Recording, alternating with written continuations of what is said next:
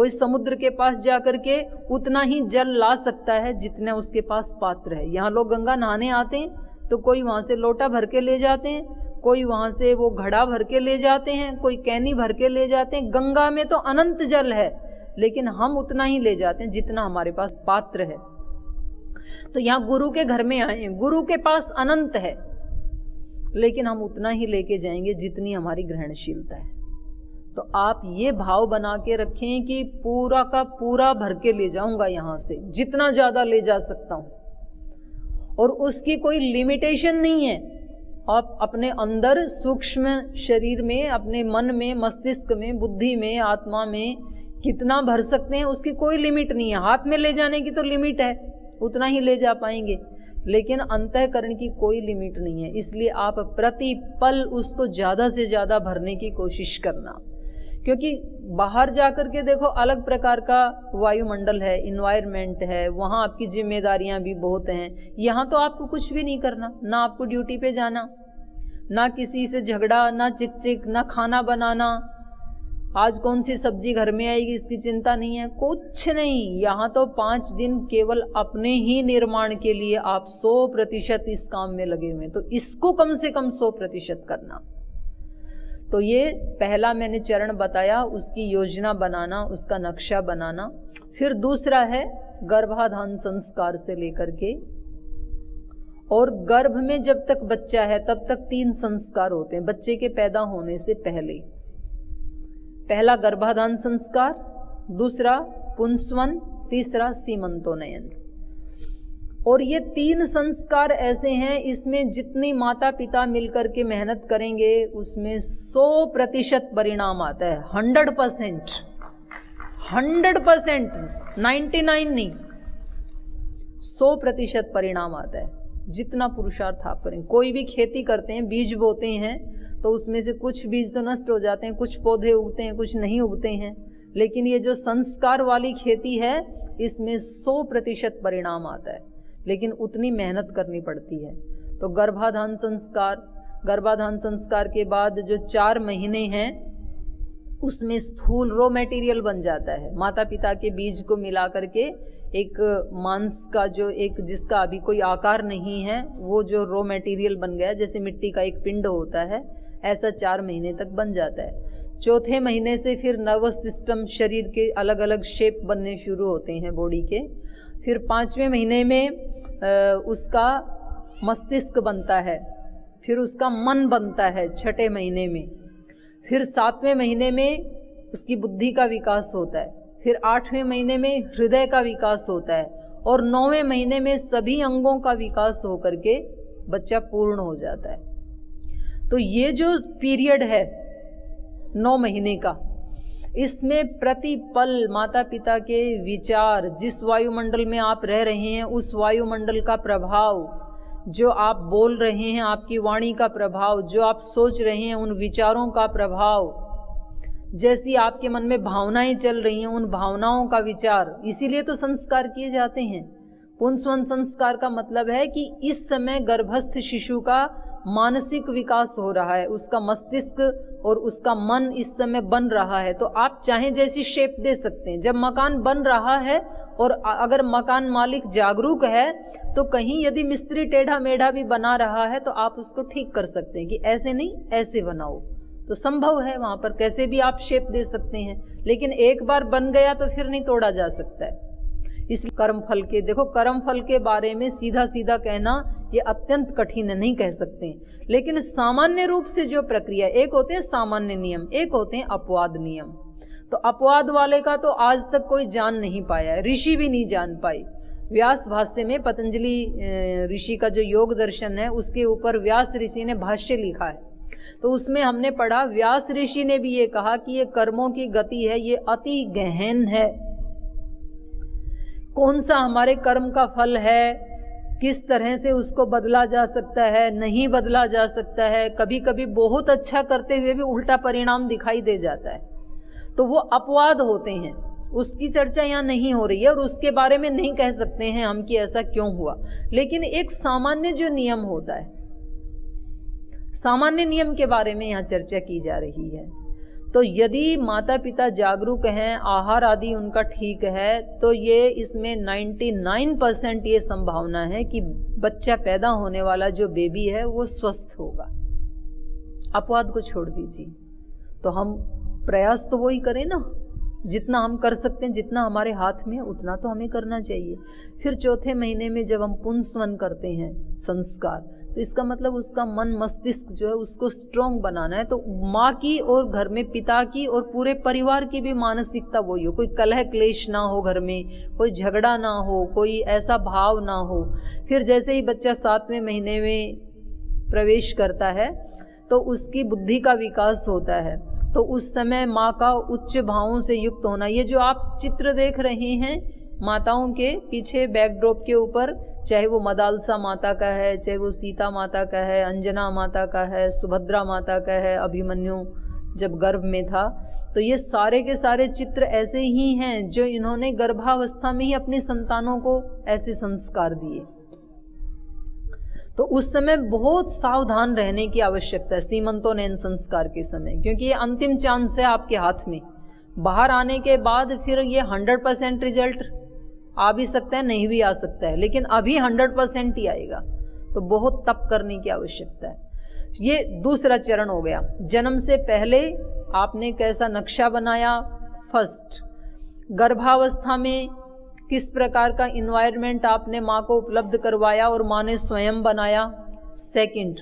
तीसरा है फिर जात कर्म से लेकर के उपनयन संस्कार पर्यंत, उसमें समाज भी शामिल हो जाएगा। जब बच्चा गर्भ में है माँ के, उस समय समाज का प्रभाव बहुत कम, नगण्य पड़ता है। समाज के प्रभाव को माँ रोक सकती है, उसके हाथ में है। लेकिन जब बच्चा पैदा हो गया, आप अपने घर में अच्छा इन्वायरमेंट देंगे, लेकिन बच्चा जब बाहर खेलने जाएगा तो वो 4 बातें सीख के आएगा, आप कैसे रोकेंगे उसको? आप बहुत पुरुषार्थ करके उन बातों को डिलीट करने की कोशिश करेंगे, बहुत आपको तप करना पड़ेगा, तब कहीं जा कर के आप बैलेंस बना पाएंगे। तो उसमें समाज भी जुड़ जाएगा बाद में। लेकिन तो भी उपनयन संस्कार पर्यंत ये माता पिता इन दोनों का रोल है। तो आप सोचिए 16 संस्कारों में से 10 संस्कार माता पिता के हिस्से में आते हैं, अर्थात आधे से भी ज़्यादा, 1/3 माने लगभग 75% जिम्मेदारी व्यक्तित्व के निर्माण में किसकी है? माता पिता की है। इतनी बड़ी जिम्मेदारी है। तो कितने बड़े शिल्पी हैं आप। स्थूल का निर्माण करना भी कठिन है, लेकिन उससे ज़्यादा कठिन है सूक्ष्म का निर्माण करना। और फिर जब इतना यहाँ तक आपने मेंटेन कर लिया, यद्यपि यहाँ पतंजलि में तो अब आप पहले आए हैं ना, जन्म से बच्चे का अभी तो गर्भ में आया भी नहीं, तभी आप आए हैं, नक्शा बनाने के टाइम में आए हैं। तो अब आपके बच्चे के तीनों संस्कारों से लेकर के, गर्भाधान संस्कार घर में होगा, उसके बाद पुंसवन, सीमंतोनयन, फिर जात कर्म भी घर में होगा, उसके बाद नामकरण से लेकर के आगे के जितने भी संस्कार हैं, वेदारंभ और समावर्तन संस्कार पर्यंत, अर्थात 11-12 संस्कार तक आपके बच्चे के संस्कार करने की जिम्मेदारी पतंजलि लेता है। आपके सब संस्कार यहाँ करवाए जाएंगे। बुला लेंगे माता पिता को 3रे महीने में, 7वें महीने में, फिर नामकरण के समय। पहले तो ऐसे ही होता था, जब राम लक्ष्मण आदि पैदा हुए थे तो दशरथ कौशल्या उनको वशिष्ठ के आश्रम में लेके गए थे, वहाँ नामकरण संस्कार हुआ था। आपके भी जो नन्हे मुन्ने पैदा होंगे उनका नामकरण यहीं करेंगे, पतंजलि योगपीठ में ही। और उसके बाद भी सारे संस्कार यहाँ करके, और फिर जब वो पढ़ने के योग्य होगा तो फिर बाल गुरुकुलम में यहीं पर ही ले लेंगे उसको। तो सारे संस्कार आपके यहाँ, आपको तो पाल पोस करके समावर्तन के समय यदि बच्चे की ऐसी इच्छा है तो आपको दे देंगे, फिर आप राष्ट्र को समर्पित कर देना। वो जिस भी फील्ड में जाए वो राष्ट्र की संपत्ति होगा। और यदि उसकी इच्छा नहीं है तो वो भगवान की संपत्ति होगा, और भगवान की संपत्ति में आप भी शामिल हैं। अब श्रद्धेय स्वामी जी महाराज भगवान की संपत्ति हैं, तो वो अपने माता पिता की भी संपत्ति, उनको भी प्रसन्नता है उसमें। और चौथा चरण जो है फिर समावर्तन के बाद, वो फिर व्यक्ति को विवाह से लेकर के उसको अपना गृहस्थ जीवन कैसे जीना है, अपने विवाह संबंधों को कैसे निभाना है, क्या क्या दायित्व हैं, वो सब आपको आज सुबह बता दिया था। फिर कैसे गृहस्थ को संपूर्ण करके वानप्रस्थ में प्रवेश करना है, उसके बाद सन्यास में भी कदम रखना है। सन्यासी होने के बिना किसी भी व्यक्ति को संसार से नहीं जाना चाहिए, सबको सन्यास लेना चाहिए, यही हमारे ऋषियों की परंपरा है। इसलिए पहले से ही हम ये मन बना के चलें कि हम गृहस्थ में प्रविष्ट जरूर हुए हैं, लेकिन प्रविष्ट इसलिए हुए निकलने के लिए, न कि एक बार प्रविष्ट हो गए तो वहीं रहने के लिए गृहस्थी नहीं बने। हम चारों सोपानों को जरूर लांघ करके अपने गंतव्य पर पहुंचेंगे, ऐसा भाव होना चाहिए हर माता पिता का। तो ये 15 संस्कार तक, विवाह संस्कार, गृहस्थ कैसे निभाना है, वानप्रस्थ कैसा मेरे को वानप्रस्थी बनना है, फिर कैसा सन्यासी बनना है। कुछ तो उदाहरण ऐसे भी समाज में मिलने चाहिए ना, जनक जैसे। अभी तो सन्यासियों के वो ही उदाहरण हैं जिन्होंने शादी नहीं की, ऐसे सन्यासी ऐसे तो हैं अभी समाज में, पर कुछ तो ऐसे भी आदर्श बनने चाहिए कि देखो ये गृहस्थ आश्रम में प्रविष्ट हुए थे और वहां से इतनी उत्कृष्ट संतान बना करके समाज को, राष्ट्र को सौंप करके, और फिर ये कितने अच्छे वानप्रस्थी और कितने अच्छे सन्यासी भी बने। ऐसे उदाहरण आप में से निकल करके आने चाहिए। तो ये हमारी 16 संस्कारों की पावनी परंपरा है।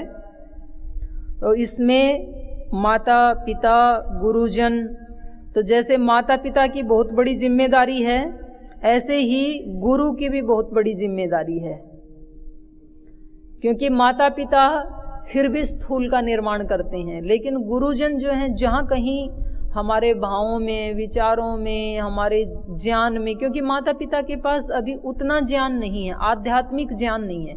ये ऐसा ही मान लो आपने बहुत सुंदर मकान बना दिया, तो ये है बच्चे को पैदा करने जैसा। फिर पैदा होने के बाद, मकान बनाने के बाद उसकी फर्निशिंग भी तो करनी होती है, साज सज्जा, तभी तो रहने योग्य बनेगा, नहीं तो कैसे रहेंगे उसमें। तो ये जो उपनयन पर्यंत जो संस्कार हैं, ये है फर्निशिंग, उसकी वाइट वॉश करना, उसमें कहाँ एसी लगेगा, पंखा लगेगा, वो सारा, उसकी साज सज्जा, सोफा कैसा होगा, वो सब आप डिजाइन करते हैं। अब ये रहने के योग्य है। लेकिन अगर ये सारी साज सज्जा तो कर दी, लेकिन घर में लाइट नहीं है, प्रकाश नहीं है, तो क्या उस घर में रहा जा सकता है? फिर प्रकाश के बिना कैसे रहेंगे? तो ये जो प्रकाश है, प्रकाश मतलब ज्ञान, ये दिया, ये लाइटिंग, ये गुरु करता है, क्योंकि उसने अपने जीवन में उस लाइट को प्रज्वलित किया है। उसने धारणा, ध्यान, समाधि के माध्यम से उस आत्म ज्ञान को पाया है गुरु ने, इसलिए वो दूसरे के अंदर भी उसका आधान कर सकता है। तो वो गुरु अपने सानिध्य में, अपने गर्भ में रख करके, पहले बच्चा माँ के गर्भ में रहता है, लेकिन वेदारंभ के पश्चात बच्चा गुरु के गर्भ में रहता है। और ये गर्भ 3 रात्रि का है। 3 रात्रि का मतलब है कम से कम वो 3 प्रकार की विद्याओं को पढ़े, ज्ञान, कर्म, उपासना, त्रय विद्या बोलते हैं चारों वेदों को। चारों वेदों को मिला के त्रय विद्या है, ज्ञान, कर्म, उपासना। तो गुरु उसको ज्ञान में निष्णात कर देता है, उसको कर्म योगी बना देता है, ज्ञान पूर्वक कर्म कैसे किए जाएं, और उसको उपासना की पद्धति, शुद्ध उपासना करना सिखा देता है। नहीं तो हम उपासना के नाम पे भी दिया बाती जला लिया, धूप जला ली, आरती उतार दी, उसको हम उपासना की पूर्णता समझते हैं। वास्तव में उपासना क्या है, ये गुरु हमें बताता है। सगुण साकार उपासना क्या है, निर्गुण निराकार क्या है। मेरी इच्छा है कि अभी आने वाले 4 दिनों में एक दिन हम वो टॉपिक भी जरूर रखेंगे, क्योंकि ये बहुत अत्यंत आवश्यक है। उपासना वाला जो विषय है ये भी स्पष्ट होना, तो एक दिन करेंगे उसके ऊपर भी चर्चा। तो ये 3 रात्रि से जब गुजरता है बालक, तो ये समझ लो कि घर में लाइटिंग भी हो गई। अब इस घर में आप बहुत आराम से रह सकते हैं, सुख का अनुभव कर सकते हैं। तो ये ज्ञान, उसके 3 प्रकार का ज्ञान उसके हृदय में प्रकाशित होने के बाद, अभिव्यक्त होने के बाद, अब वो उसको संसार में भेजा जाता है। और जाते समय जो उपदेश दिया जाता है वो सुबह जो आपके साथ शेयर किया था, फिर वो ऐसा सुंदर जीवन वहाँ पर जीता है।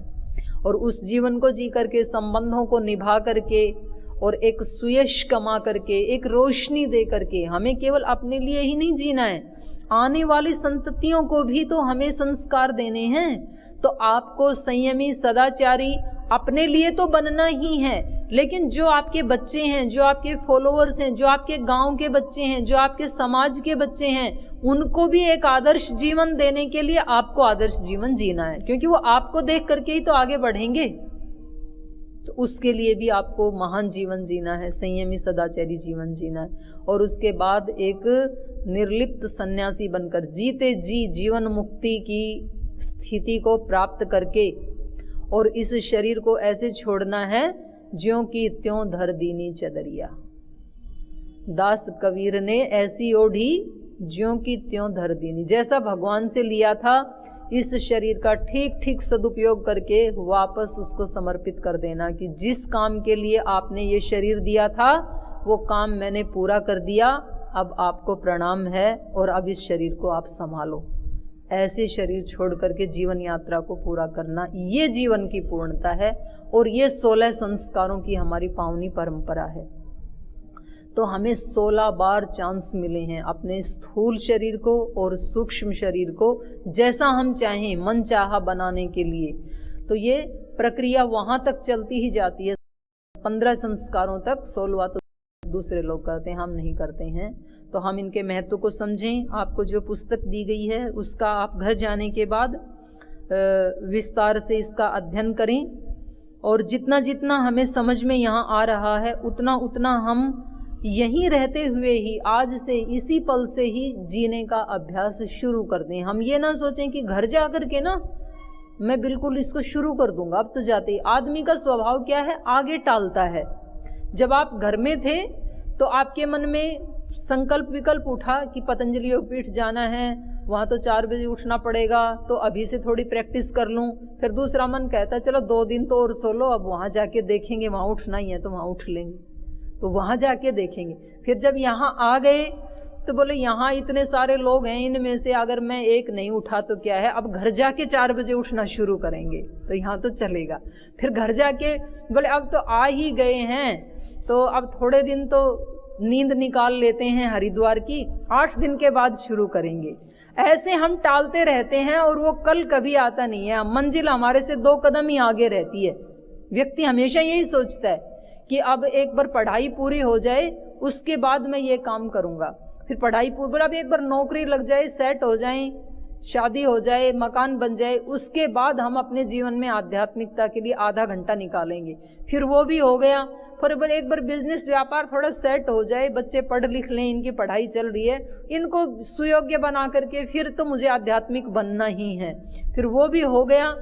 तो बोले अब तो बच्चों के बच्चे हो गए, अब इनको दिशा कौन देगा।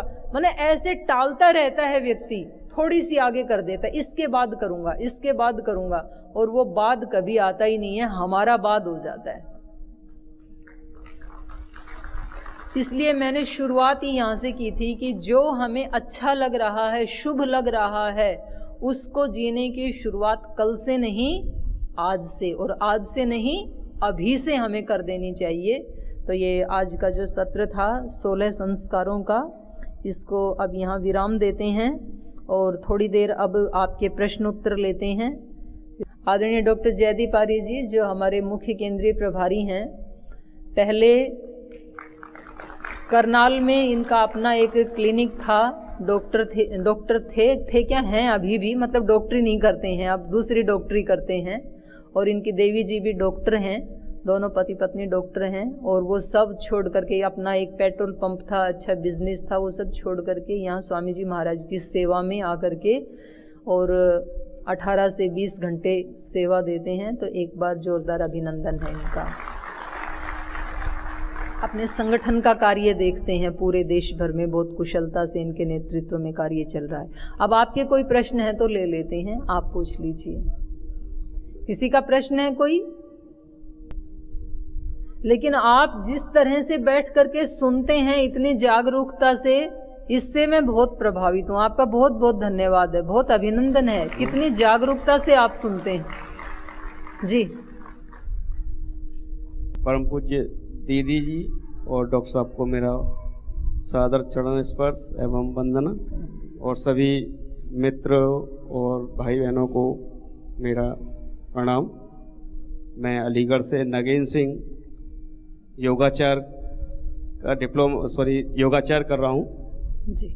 और मेरा एक प्रश्न है, जैसा कि आपने बताया कि तीसरा चरण हमारा वानप्रस्थ का होता है, तो जी। उसमें मेरे को एक शंका हो रही है जी।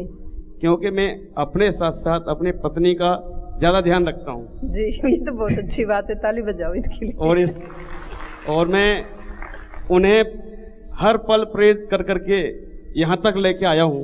जी। क्योंकि मैं एक छोटे किसान परिवार से हूँ और वो अच्छे खासे एक अधिकारी की बेटी रही हैं। तो मैंने एक सुझाव आया मेरे दिमाग में कि हमको तो आपने बता दिया कि वानप्रस्थी होकर के गांव के बाहर रह कर के जी हमें कुछ अपने जो बच्चे होंगे गांव के उनको संस्कारित करना है, शिक्षा का प्रचार प्रसार करना है, योग शिक्षा का। अभी तो आप तो गृहस्थ ही हैं, पहले गृहस्थ वाले कर्मों पे आप कंसंट्रेट करें। आज मैं देख रही हूँ सुबह से आप वानप्रस्थ वाले पे ज्यादा कंसंट्रेट कर रहे हैं। वो तो बाद में आएगा वो वाला टाइम, पहले इस अभी जो करना है उसकी तैयारी पहले करें। ठीक है जी, चलिए पूछिए, आप कोई बात नहीं, पूछ लीजिए। तो उसी के बारे में पूछ रहा हूँ। हाँ। कि हमको गृहस्थी छोड़ना ही है। हाँ। तो वो अपने बच्चों के साथ ही रहेंगी, ये उचित होगा या उन्हें भी कहीं और जाना होगा? कितने बच्चे हैं आपके? अभी तो फिलहाल कोई नहीं है। तो पहले बच्चे तो पैदा होने दो भले आदमी। उसकी भी दीदी, उसकी भी योजना के लिए ही हम आए हैं यहाँ पे। उसकी योजना के लिए ही आए हैं दीदी। अभी तो पहले बच्चे पैदा करो, उनको महान बनाओ, उनकी शादियां करो, फिर आपका करवाएंगे, हम करवाएंगे वानप्रस्थ। उसमें भी एक व्यवधान आ रहा है, उसी की योजना के तहत हम यहाँ पे आए हैं। और हो सकता है ये हमारा सौभाग्य है कि परम पूज्य हमारे स्वामी जी ने ये शिविर का आयोजन किया, और हो सकता है उससे हमारा उद्धार हो जाए, मुझे ऐसी आशा है। करवा देंगे, करवाएंगे आपका वानप्रस्थ करो। पहले गृहस्थ को अच्छे से निभाइए। पहले गृहस्थी के लिए आज सुबह बताए थे ना, जो चतुर्वर्ण आश्रम, पंच महायज्ञ और व्यवहार कैसे संबंधों में बरतना है, पहले उसके ऊपर हम ज्यादा बल देंगे। उसके बाद फिर वानप्रस्थ और सन्यास, यही करवा देंगे आपके ये दोनों संस्कार करवा देंगे, दोनों का करवा देंगे। जी, अगला लीजिए। दीदी जी और डॉक्टर साहब को चरण स्पर्श। मेरा प्रश्न ये है कि मैं काफ़ी समय से पतंजलि से जुड़ा हुआ हूँ और इससे पहले भी 2-3 बार यहाँ आ चुका हूँ। और मैं पतंजलि में पहले भी यहाँ आ चुका हूँ जी। और मेरी सबसे बड़ी समस्या ये है कि मेरे जो विचार हैं वो तो मतलब ठीक है, लेकिन पत्नी जो है तो पत्नी मायके के विचारों पे ज़्यादा चलती है और जी कि हम जो भी समझाने का प्रयास करते हैं तो वो जो प्रयास है अगर 99% हम समझा चुके हैं या कर चुके हैं और उसकी पॉजिटिविटी का अगर असर पड़ भी जाए जी, तो पिछले 22-23 सालों में जो उनको संस्कार मिले हुए हैं तो वो संस्कार फिर उल्टे असर कर जाते हैं अपने ऊपर।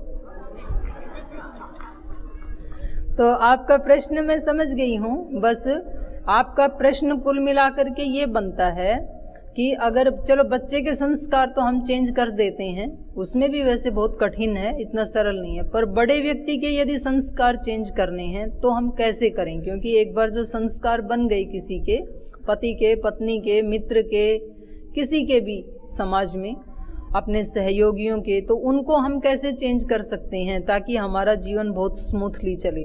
तो उसके लिए एक नियम है भैया, किसी को चेंज करने के लिए पहले उससे कनेक्ट होना पड़ता है। कनेक्ट हुए बिना आप उसको करेक्ट नहीं कर सकते, बहुत बड़ी बात है ये। किसी को करेक्ट करना है तो पहले उससे कनेक्ट होना पड़ता है। हमारी सबसे ज्यादा करेक्शन जीवन की करते हैं दो व्यक्ति, एक माँ और दूसरा गुरु। आपका प्रश्न कुल मिलाकर के ये बनता है कि अगर चलो बच्चे के संस्कार तो हम चेंज कर देते हैं, उसमें भी वैसे बहुत कठिन है, इतना सरल नहीं है, पर बड़े व्यक्ति के यदि संस्कार चेंज करने हैं तो हम कैसे करें? क्योंकि एक बार जो संस्कार बन गए किसी के, पति के, पत्नी के, मित्र के, किसी के भी समाज में, अपने सहयोगियों के, तो उनको हम कैसे चेंज कर सकते हैं ताकि हमारा जीवन बहुत स्मूथली चले? तो उसके लिए एक नियम है भैया, किसी को चेंज करने के लिए पहले उससे कनेक्ट होना पड़ता है। कनेक्ट हुए बिना आप उसको करेक्ट नहीं कर सकते, बहुत बड़ी बात है ये। किसी को करेक्ट करना है तो पहले उससे कनेक्ट होना पड़ता है। हमारी सबसे ज्यादा करेक्शन जीवन की करते हैं दो व्यक्ति, एक माँ और दूसरा गुरु। आप देखेंगे आपके घर में कुछ बच्चों को आप साथ लाए हैं, बच्चे के ज्यादातर बच्चे की आदत, स्वभाव, उसको कैसे बोलना, चालना, उठना, बैठना, खाना, पीना, ये जो सिखाना है, क्योंकि बच्चा तो कुछ भी जानता नहीं है, बच्चा तो बच्चा है, ये सारी चीज़ें कौन सिखाता है? माँ सिखाती है। और माँ उसको कैसे सिखाती है? उस बच्चे के साथ कनेक्ट होती है। वो पहले उसको खाना खिलाना है, मान लीजिए बच्चे को लौकी खिलानी है या बच्चे को दूध पिलाना है, तो बच्चे को इच्छा ही नहीं है कि लौकी की सब्जी खाए, बच्चे को इच्छा ही नहीं है दूध पी, प्राय सब बच्चे दूध पीने से मना कर देते हैं। तो माँ क्या करती है? उसमें कभी पावर वीटा मिलाती है, कभी उसमें चीनी मिलाती है, कभी शहद मिलाती है, कभी सुंदर से ग्लास में दूध को डालती है, कभी बोतल में डालती है, फिर बच्चा एक घूंट लेता है, फिर दौड़ चला जाता है, फिर उसके पीछे पीछे जाती है और आधे घंटे में उसके साथ खेलते खेलते, हाँ बेटा एक घूंट दूध की पी, तू ये दूध पिएगा ना तो तू हनुमान जी जैसा बन जाएगा, तू अभिमन्यु जैसा बन जाएगा, तू राम जी जैसा बन जाएगा, तू बाबा रामदेव जैसा बन जाएगा। पता नहीं कितने उसको उदाहरण दे करके, मन्नतें कर करके, तब वो एक गिलास दूध उसको पिलाती है माँ। तो कितनी कनेक्ट हुई उसके साथ। और यही दूध पिलाने वाला काम यदि एक दिन आपको दे दिया जाए कि जी मैं आज जा रही हूँ, ये बच्चे को दूध पिला देना, तो आप उसको बोलते हैं अरे ये दूध पी लेना, वो कहता है मेरे को इच्छा नहीं, इधर आ। दूध पीता है कि नहीं पीता है? पी दूध। तेरे को पता है इतनी गर्मी में दूध मिलता भी नहीं है, 50 रुपए लीटर लेके आए हैं, और इनके नखरे देखो, लोगों को देखने को नहीं मिलता है, तुम्हारे लिए कहाँ से गौशाला से दूध लेकर के आए हैं, पता नहीं है इनको दूध कैसे आता। पी दूध, पीता है कि नहीं पीता है?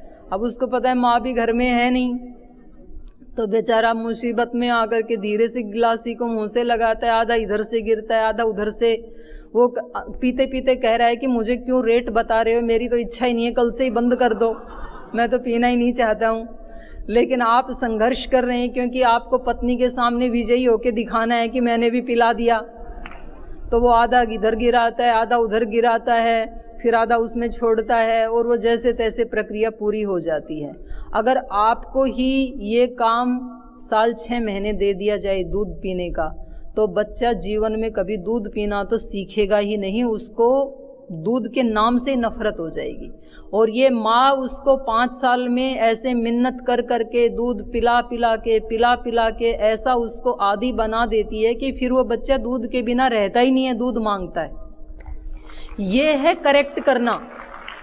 किसी को करेक्ट करने के लिए उससे कनेक्ट होना पड़ता है, पहले इमोशनली उसको अपने विश्वास में लेना पड़ता है, उस व्यक्ति को भावनात्मक रूप से जुड़ना पड़ता है, तब आप उसमें परिवर्तन कर सकते हैं। आप ये कहो ये तो मेरी पत्नी है, इससे मेरी शादी हो गई, तो जो वेद में लिखा है और जो मैं कह रहा हूँ वो इसको करना चाहिए, तो पहले आप 10 में से 9 काम ऐसे करें जो आपकी पत्नी को पसंद हैं, और फिर 10वां काम वो आपकी पसंद का करेगी। आप कनेक्ट हो जाइए उससे। कुछ तो आपको भी करना पड़ेगा, ऐसे करेक्शन नहीं होता है किसी के जीवन का। तो ये एक भाई ने प्रश्न पूछा था, लेकिन ये हम सब के लिए ही एक उत्तर है। जी अगला प्रश्न। जी ओम। जी ओम भैया। यहाँ पे इस शिविर में कुछ ऐसे लोग आए हुए हैं जिनका कि शादी का 5 साल 6 साल 7 साल हो चुका है। जी। उनमें से कई ऐसे जोड़े हैं जिनका कि सभी रिपोर्ट नॉर्मल, पति पत्नी का। जी जी। और फिर भी वो संतान सुख से वंचित है। जी और ये दाम्पत्य शिविर में वो आए हैं कि उसका लाभ उनको भी दिया जाए। जी कुछ लोगों से हमारी भी बात हुई और कुछ लोग उसमें पतंजलि से जुड़े हुए भी हैं जी और कुछ लोगों की तो कुछ समस्याएं हैं, लेकिन जिनका रिपोर्ट नॉर्मल है और उसके बाद भी संतान का न होना और कई जगह से उनका चिकित्सा चला। ऐसे लेकिन- बहुत सारे केस हैं पूरे जी। देश भर में जी कि जिनकी सब रिपोर्ट्स नॉर्मल थी जी और उसके बाद भी उनको 4-5 तो क्या 16-16 साल तक भी जिनको संतान सुख नहीं मिला और फिर उन्होंने कुछ आयुर्वेद की औषधियों का सेवन किया और कुछ प्राणायाम और विशेष प्रकार के योगाभ्यास किए तो 16-16, 20-20 साल के बाद भी उनकी इच्छा पूरी हुई। तो 1% तो ईश्वर के हाथ में है, लेकिन 99% 99 मैं ये कह सकती हूँ कि योग से सब कुछ संभव होने वाला है। नहीं तो उसके बारे में स्वामी जी महाराज अगले 4 दिन में विस्तार से बताएंगे, उसके बारे में मैं चर्चा नहीं करूँगी। उसकी औषधियों के बारे में भी बताएंगे, उसके लिए विशेष जो प्राणायाम और एक्सरसाइज हैं उसके बारे में भी बताएंगे, आहार के बारे में भी बताएंगे। ओम दीदी। ओम भैया। दीदी जैसे कि आपने बताया कि दाम्पत्य जीवन में मानव का निर्माण करना बहुत ही आवश्यक है, मैं मानता हूँ कि बहुत आवश्यक है, लेकिन आज का युवा जो है ना वो 1 या 2 संतान उत्पन्न करके ही रुक जाता है। अगर यही सोच हमारे माँ बाप या दादी दादाजी की होती है तो मेरा ऐसा मानना है कि यहाँ पर जितने भी व्यक्ति बैठे हैं उनमें से आधे तो इस जगह पर होते ही नहीं और अगर होते ही नहीं तो ये कैसे जान पाते कि धरती कितनी सुंदर है। जी तो आप ये बताइए कि तो इसका उत्तर पूरा तो स्वामी जी महाराज देंगे, लेकिन जो स्वामी जी महाराज से मैंने सुना है उतना मैं बता देती हूँ। जी हाँ, कि जितने हमारे पास संसाधन हैं तो उसी के अनुसार यदि हमारी संख्या होगी तो हम उसको अच्छे से, मान लो हमारे पास खाने के लिए 2 ही रोटी हैं और खाने वाले 100 व्यक्ति हों तो फिर उसमें परेशानी पैदा हो जाएगी। तो 2 रोटी के लिए यदि 2-3 व्यक्ति हों तो थोड़ा शेयर कर सकते हैं। तो धरती उतनी ही है, धरती को बढ़ाया नहीं जा सकता खींच के, इसके संसाधन भी उतने ही हैं। तो जनसंख्या यदि बहुत ज़्यादा बढ़ जाएगी तो फिर उतना ही ज़्यादा उसमें अराजकता और उनका ठीक से विकास नहीं हो पाएगा, ऐसे विद्वान जनों का सोचना है। लेकिन इसके बारे में क्या करना है वो हमारे से बड़े गुरुजन इसको अच्छे से बता सकते हैं। मैं इसका पूरा उत्तर देने की अधिकारिणी अपने आप को नहीं मानती हूँ कि कितनी संतान पैदा करनी चाहिए, वो स्वामी जी महाराज बताएंगे। जी ओम। दीदी माँ के चरणों में कोटि कोटि प्रणाम। प्रणाम। दीदी माँ मैं ये पूछना चाहता हूँ, देव यज्ञ में हवन जो करते हैं उसमें कौन कौन सी लकड़ी होना चाहिए और उसका समय क्या होना चाहिए? जी, तो उसमें ना कर्मकांड के बारे में शतपथ ब्राह्मण प्रामाणिक ग्रंथ है, वहाँ पर लिखा हुआ है। तो उसमें एक टाइम आप फिक्स कर सकते हैं, सूर्योदय के साथ करेंगे या सूर्योदय से पहले करेंगे या सूर्योदय के बाद करेंगे। 3 टाइम, 3 ऑप्शन दिए हैं वहाँ पर एक बार आपने जो फिक्स कर लिया उसी टाइम पे आपको करना चाहिए, क्योंकि दैवी शक्तियाँ उसी समय आपके आह्वान पर आती हैं आपकी आहुति लेने के लिए। और लकड़ी में, क्योंकि जब लकड़ी जलती है तो कार्बन बनता है, हवन हम करते हैं एक शुद्धि के लिए। और यदि उसमें हमने मान लीजिए नीम की लकड़ी डाल दी तो नीम की लकड़ी बहुत ज़्यादा कार्बन बनाती है। अब घी तो हमने डाला 100 ग्राम और लकड़ियाँ हमने इतनी जला दी कि जितना हमने शुद्ध नहीं किया उससे ज़्यादा अशुद्ध कर दिया कार्बन बना करके। तो इसलिए वहाँ शमी वृक्ष की लकड़ी, जिसको हरियाणा में जांटी कहते हैं, वही वृक्ष मिलते हैं वहाँ, आम तो मिलते नहीं हैं। तो शमी वृक्ष की लकड़ी वो कार्बन कम बनाती है। सबसे श्रेष्ठ जो है वो पीपल की है, किसी को मिले तो। पीपल ऐसा वृक्ष है कि जो 24 घंटे तो ऑक्सीजन छोड़ता है और उसकी लकड़ी जब जलाई जाती है तो नाम मात्र की कार्बन बनती है, कार्बन नहीं बनती है उससे। और उसमें कुछ लकड़ियां सूख जाती हैं, सूख के नीचे गिर जाती हैं, उनमें कीड़ा ना लगा हुआ हो तो उस लकड़ी को उठा करके उससे हवन करना सर्वश्रेष्ठ है। उसके बाद फिर आप आम की लकड़ी ले सकते हैं और बहुत कोई श्रीमंत है तो चंदन की ले सकते हैं, शमी वृक्ष की सभी ले सकते हैं। और उसके बाद नीम की कभी भी नहीं लेना, वो सबसे ज़्यादा कार्बन बनाती है। और कोई भी उपलब्ध हो तो उसका भी आपात स्थिति में प्रयोग किया जा सकता है, पर घी की मात्रा बढ़ा दें फिर। दीदी माँ के चरणों पे प्रणाम, प्रणाम चरण है। बंदन, ओम। डॉक्टर दी के भी चरणों पे भी वंदन। मेरा प्रश्न है, जब हम वैज्ञानिक दृष्टिकोण से देखें तो स्पर्म एंड ओवा के फ्यूजन से जो जायगोट होता है उसी से बच्चा पैदा होता है। जी। पर मेरा यह कहना है कि जिस प्रकार हमें अभी संस्कारित होना है, अभी प्रक्रिया तो शुरू हो गई है। मेरा पूछना है, इस संस्कार का प्रभाव जेनेटिकली भी उस स्पर्म्स एंड ओवा और शुक्राणुओं और डिंबाणु पर भी पड़ेगा क्या? उसको भी चेंज कर सकता है क्या? हाँ। जेनेटिक को भी? जी जी, यही तो मेरा ये प्रश्न। ऋषियों का साइंस तो यही बता रहा है कि जेनेटिक को भी चेंज कर देते हैं ये संस्कार, क्योंकि सूक्ष्म में इतनी शक्ति है कि वो स्थूल को भी चेंज कर देता है। संस्कार का मतलब ही मैंने ये बताया ना शुरू में ही, गुणांतराधानम संस्कारम उच्यते। गुणांतर को माने उसके स्वरूप को ही चेंज कर देना, यही संस्कार का काम है। और वो कैसा स्वरूप होगा? जैसा हम चाहते हैं वैसा होगा। स्थूल रूप से भी वैसा होगा, सूक्ष्म रूप से भी वैसा ही होगा। प्रैक्टिकल इसका आप बताएंगे। जी ये ऋषियों का संदेश ऐसा ही है। लेकिन ओम। जी, गुरु माँ जिनके बच्चे हो गए हैं वो कैसे अपने बच्चों में संस्कार दें? तो आपके तो बड़े बच्चे होंगे ऐसे लग रहा है। बिल्कुल। कितने बड़े बच्चे हैं? बेटा है 14 साल का, बेटी है 12 साल की। जी, तो अब उनको आप जो आपने यहाँ सुना है, तो किस प्रकार का आचरण व्यवहार इस समय जो चेंज कर सकते हैं। अब जैसे उनके फिजिकल जो उनका स्ट्रक्चर बनना था वो बन चुका है, बुद्धि का विकास हो गया, लेकिन अभी उनको उनकी दृष्टि को चेंज किया जा सकता है। एक दृष्टि जो मिलती है ना हमें संसार में जीने की, जी वही तो चाहिए। उसको हम चेंज कर सकते हैं। तो उसके लिए आपको वैसा जीना शुरू करना पड़ेगा, और जैसा मैंने बताया उनके साथ कनेक्ट होना पड़ेगा। उनको उनकी इन अच्छे संस्कारों की महत्ता उनके अंदर आपको प्रतिस्थापित कर देनी पड़ेगी। माने वो खुद ही इसको अच्छा मानने लगें, अडॉप्ट कर लें, ऐसा प्रयास हमें निरंतर करना प्रयास पड़ेगा। करना पड़ेगा। तो 15 संस्कार तक तो सुधरने के लिए चांस ही चांस हैं। 14 साल के हो गए तो कोई बात नहीं। ये सारे 15 संस्कार तक हमें चेंज करने की ही प्रक्रिया हैं। तो हम कभी भी किसी भी उम्र के किसी भी भाग में, किसी भी आयु के अंश में हम उसका अच्छे मार्ग का चयन करके उधर जीना शुरू कर सकते हैं, अपने संस्कारों को परिवर्तित कर सकते हैं।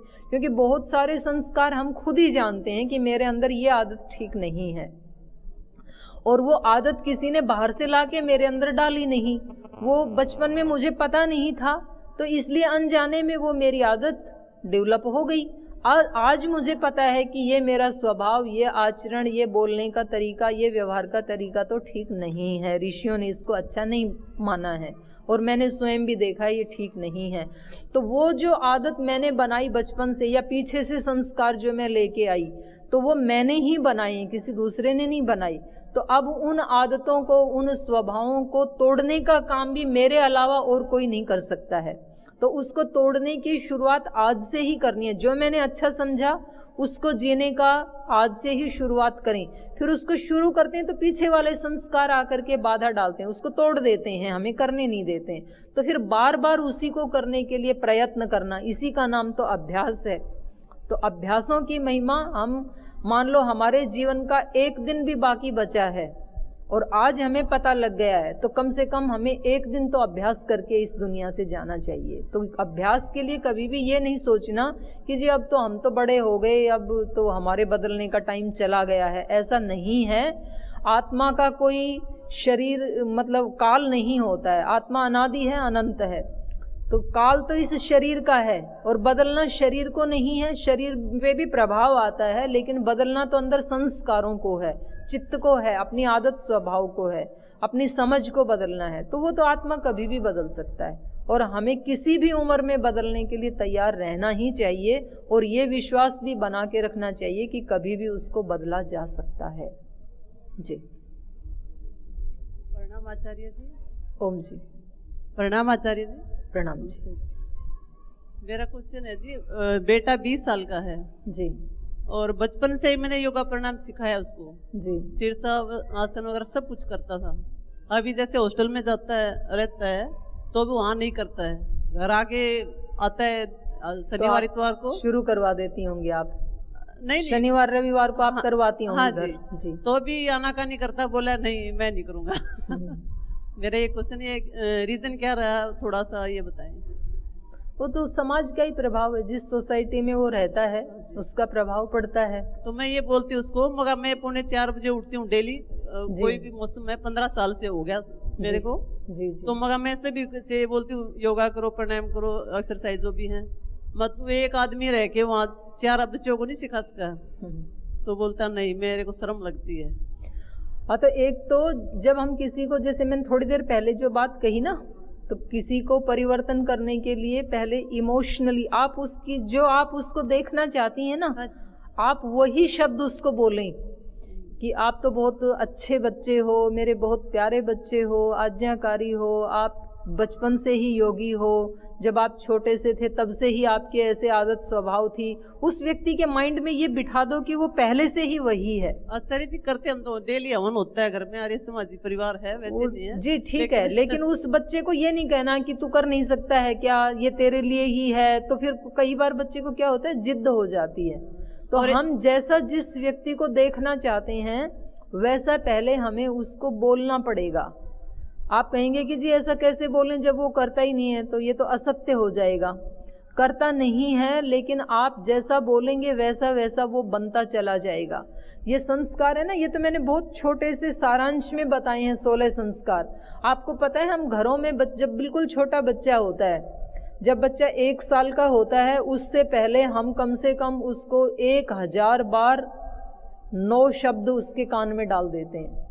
बच्चा इसको उठाता है, नहीं ये नहीं उठाना, फिर इसको छोड़ के उसको ये नहीं करना, फिर वो अग्नि के पास नहीं जाना। उसको एक दिन में पता ना कितनी बार नहीं सुनना पड़ता है बच्चे को। तो ये हमें जागरूक रहना है कि हम कितनी बार नहीं नहीं नहीं नेगेटिव नेगेटिव नेगेटिव डाल रहे हैं इसके मन में। तो ये कभी हमें निकालना भी पड़ेगा फिर, या इस बच्चे को निकालना पड़ेगा, तो फिर बहुत कठिन हो जाएगा। तो हमारे शब्द और वहाँ से हमें हटाना भी है। ये भी नहीं है कि फिर वो उसका नुकसान ही हो जाए, वो घर की सब चीज़ों को तोड़ फोड़ कर दे। तो किन शब्दों का प्रयोग करके कैसे बचाना, यही तो तपस्या है। अगर एक बार कहने से ही मान जाए तो फिर तो सभी लोग मतलब अच्छी संतान बना देते, फिर तो सभी सदगृहस्थी बन जाते, फिर तो सभी राज ऋषि बन जाते। तो कुछ बन पाते हैं, क्योंकि ये बहुत बड़े तप का काम है, ये कोई छोटा काम नहीं है। इसलिए मैं कहती हूँ कि सन्यासी बनने से भी, ब्रह्मचारी बनने से भी, वानप्रस्थी बनने से भी ज़्यादा कठिन है अच्छा गृहस्थ बनना, बहुत कठिन। और 1-2 प्रश्न और है मेरा। कई बार लेडीज सारा काम करते करते घर का, परिवार का, रिश्तेदार का, डिप्रेशन में चली जाती खुद, तो वो कौन सी श्रेणी में आता है? वो तो सुबह हमने चर्चा की थी ना, क्योंकि हम डिप्रेशन में तब जाते हैं जब हमें ये लगता है कि हम इनके लिए ये काम कर रहे हैं। ये वजन आ गया हमारे ऊपर, घर परिवार का, संसार का, रिश्तेदारों का। तो ये काम करते करते इससे हम छूटें तो हम अपने लिए कुछ करें, ऐसे हमने पार्टीशन बना लिए जीवन के 2। तो इसको हमें ये समझना पड़ेगा कि मैं जो भी कर रही हूँ, तो बाहर से देखने में ऐसे लगता है कि मैं परिवार या रिश्तेदार के लिए कर रही हूँ, लेकिन वास्तव में मैं उनके लिए नहीं, अपनी ही आत्मा को सुसंस्कृत करने के लिए, अपने उत्थान के लिए। यही मेरी पूजा है।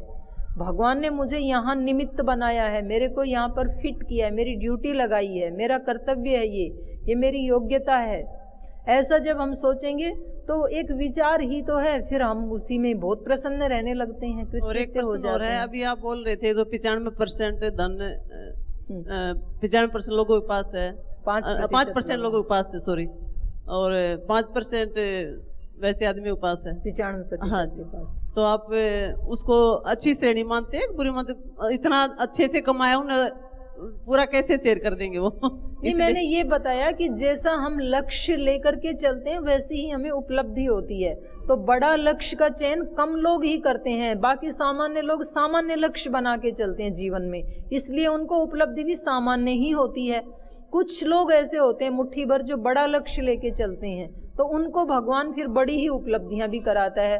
तो मेरा ये था कहने का अभिप्राय कि हमें जीवन का लक्ष्य हमेशा विराट लेकर के चलना चाहिए, बड़ा लक्ष्य बनाना चाहिए। महाराज जी का एक वाक्य है, श्रद्धेय स्वामी जी महाराज का, कि छोटे छोटे लक्ष्य के लिए मनुष्य जीवन को जीना ये मानव जीवन का अपमान करना है।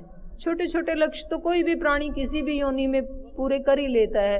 हमने बचपन से सुना ही क्या है, रोटी कपड़ा और मकान, और वो आज तक भी उपलब्ध हो नहीं पाया देश के लोगों को। रोटी कपड़ा मकान ये तो मतलब पशु भी कर लेते हैं, पशु भी कुछ ना कुछ तो खाते ही है ना, कोई घास खाता है, कोई मांस खाता है, कोई भूसा खाता है, तो यही रोटी है। मकान वो कोई बिल में रहता है, कोई मांद में रहता है, कोई घोंसले में रहता है, वो भी मकान बना ही लेते हैं, और कपड़े की उनको जरूरत ही नहीं है, तो ये तो उनको भी मिल जाता है। यदि मनुष्य ने भी यही अपना लक्ष्य बनाया तो ये तो फिर पशुओं के साथ समानता हो गई। तो ये हमारे ऋषियों का आदर्श नहीं है रोटी कपड़ा और मकान। तो हमें जीवन का लक्ष्य बहुत ऊंचा लेकर के चलना चाहिए। तो मैंने सुबह भी इस पे चर्चा की थी कि हमें 3 प्रकार के लक्ष्य बनाने चाहिए, अति महत्वपूर्ण कार्य जीवन के, और सामान्य कार्य। तो मुझे लगता है कि अब चलो ये लास्ट ले लो बहन का प्रश्न, फिर उसके बाद हम इसको विराम देंगे सत्र को। जी ओम। प्रणाम। प्रणाम बहन। ओम। और डॉक्टर जय तिवारी जी प्रणाम। मेरा प्रश्न ये है, जैसे आपने कहा कि पतंजलि में संस्कार हम शुरू करने वाले हैं, तो ये फिर कब से होगा? ये तो शुरू हो गया, आप यहाँ आ गए, ये अभी से शुरुआत हो चुकी है। ये तो फिर कैसे होगा फिर आगे का? आगे का जैसे जैसे आप करते जाओगे हम भी करते जाएंगे। और किसी का हो कंटिन्यू तो? हाँ जी, किसी का हो कंटिन्यू हो? कंटिन्यू मतलब अभी से हाँ जी। गर्भ में है बच्चा, हाँ तो उनका महाराज जी आने के बाद उसकी योजना बना लेंगे, करवा देंगे उनका भी। अच्छा, एक प्रश्न और है मेरा। जैसे कि हम शिविर लगाते हैं गांव में, या फिर जैसे है जी, यंगस्टर्स काफ़ी जुड़ रहे हैं गांव के, और वो कहते हैं हमें योग में आगे बढ़ना है या फिर इसमें कुछ सीखना है, वो डिप्लोमा कर रहे हैं। जैसे रेगुलर तो सभी का एडमिशन नहीं हो पाता पतंजलि में, या इतना अफोर्ड नहीं कर पाते, या फिर इतना साथ के साथ वो किसी और चीज़ की तैयारी भी करते हैं। तो कुछ बीए कर रहे हैं, कुछ एमए कर रहे हैं। अपने यहाँ रेगुलर तो है ही, योग से डिप्लोमा है, दर्शन से भी डिप्लोमा है, और जो रेगुलर नहीं कर सकते हैं तो डिस्टेंस से भी उसके लिए डिस्टेंस से हाँ जी वो कर रहे हैं, उसके लिए अभी प्रयास कर रहे हैं, एमए भी और डिप्लोमा भी दोनों। उत्तराखंड ओपन यूनिवर्सिटी से बच्चे काफी गाँव के हैं जो अपने पतंजलि यूनिवर्सिटी में भी उसके लिए डॉक्टर साहब प्रयास कर रहे हैं, तो ये जल्दी शुरू हो जाएगा। ओके, तो इसमें स्कोप क्या रहेगा? वो पूछते हैं इसके बाद हमें क्या मिलेगा, क्या स्कोप रहेगा, हम क्या करें? वो बता देंगे एक बार, वो प्रक्रिया अभी शुरू है, जैसे ही वो होगा। क्योंकि हरियाणा गवर्नमेंट में अभी तक ऐसा कुछ है नहीं अभी तक, और सेंट्रल गवर्नमेंट में भी जैसा हम उसके लिए प्रयास कर रहे हैं बहन, क्योंकि होगा तो अच्छा है, इसमें और भी जुड़ेंगे, स्कोप बनेंगे तो उसमें ज्यादा बच्चे निकल के आएंगे। मास्टर डिग्री कर रहे हैं, कोई नेट करेगा, पीएचडी करेगा, तो एक अच्छा फील्ड निकल के आएगा। सरकार से ही मान्यता लेने की कोशिश कर रहे हैं, तो वो जो डिप्लोमा है उसकी जो मान्यता है वो पूरे देश में रहे और उसके सामने बहुत सारे स्कोप्स हों, तो इस प्रकार का ही प्रयास करें, तो आपको बता देंगे उसके बारे में। खड़ी इनका लास्ट प्रश्न ले लीजिए। प्रणाम गुरु माँ। ओम बहन। मेरा प्रश्न है कि घर में जो है किसी भी समस्या के कारण क्लेश होता है जी, तो वहाँ बच्चों पे जो है ना बहुत बुरा प्रभाव पड़ता है, और ऐसी क्लेश की हालत में जो कैसे भी हो सकता है, नशे की हालत में, डिप्रेशन कोई बड़ा है, कोई बीमार की हालत में, कैसे किसी भी तरह का, तो ऐसे हालात में बच्चों को कैसे बचाया जाए?